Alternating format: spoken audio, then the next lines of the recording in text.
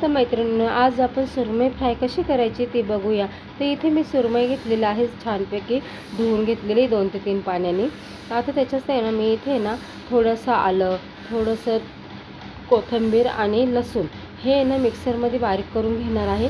हे पहा, इथे पाहू शकता तुम्ही बारीक करून घेतलेलं आहे। ते आता ह्या मी फिशवर टाकणार आहे। त्याचप्रमाणे त्याच्यात आहे ना एक अर्ध लिंबू पिळायचं आहे। बिया वगैरे काढून ते लिंबू छानपैकी पिळून घ्यायचं। इथं पाहू शकता लिंबू पिळल्यानंतर आहे ना त्याच्यात थोडीशी हळद पावडर ॲड करायची मैत्रिणींनो। थोडंसं आहे ना हळद पावडर नंतर आहे ना लाल तिखट मसाला, चवीनुसार मीठ,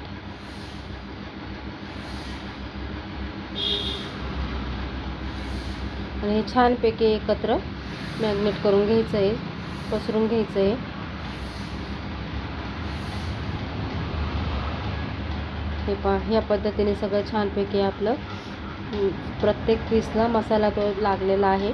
आता इथे आहे ना मी ना बेसन पीठ घेतलेलं आहे, जे हरभऱ्याचं पीठ बोलतात, कोणी चण्याचं पीठ बोलतात, ते पीठ घेतलेलं आहे।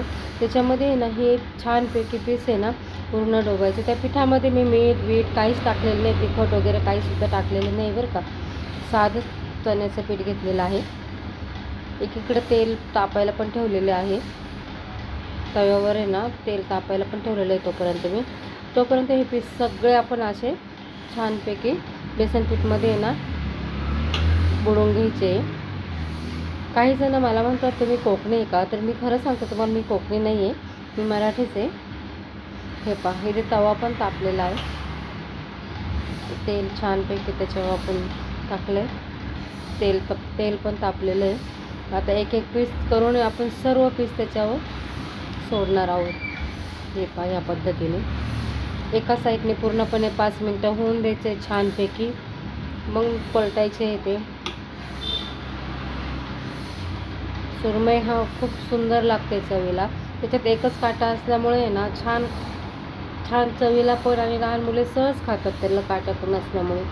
हे पहा, इथे पहा मी सर्व पीस ठेवलेले आहेत। या पद्धतीने ना मैत्रिणी छानपैकी एका बाजूने 5 मिनटं होऊन द्यायचे कमी गॅसवर मस्त असे, मग पलटायचे आहे, आणि मग परत 5-10 मिनटं आहे ना बारीक गॅसवर छानपैकी होऊन द्यायचे। अशी कडक अशी ही सुरमई आपण फ्राय करून घेणार आहोत। कडक जेवढी आपण फ्राय करणार ना तेवढे चवीला अजून सुंदर लागते।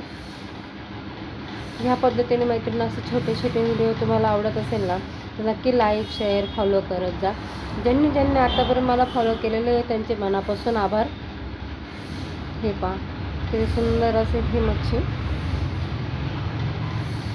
वा हा हा हा, तोंडाला पाणी सुटते बघून। तर मैत्रिणी ह्या पद्धतीने तुम्ही नक्की बनवा। आवडल्यास लाईक, शेअर, कमेंट आणि हो फॉलो करा।